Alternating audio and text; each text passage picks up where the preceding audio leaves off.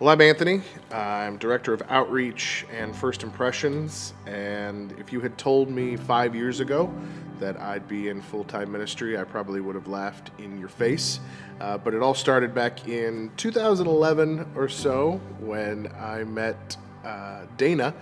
And in 2012, I always say I kind of lost the battle between New York and New Jersey when we got married and I moved to Hoboken. And she was already a worship leader and heavily involved in Hoboken Grace, and I kind of slowly started to get involved. I set up chairs, I was asked to join the speaking team, and I felt really comfortable just kind of doing my thing. And then Pastor Chris and I had a conversation at one point, and he said, "Did you ever think about being a pastor?" And it kind of took me off guard because I had my master's was in Shakespeare and my background was in the performing arts, and I kind of had this great plan for my life that I was going to teach and recruit and everything was going well. And then I figured at the peak of my career I was being asked to direct a show in Scotland, and Pastor Chris told me to prepare a message on good plans versus God plans. And it was over the course of the next month that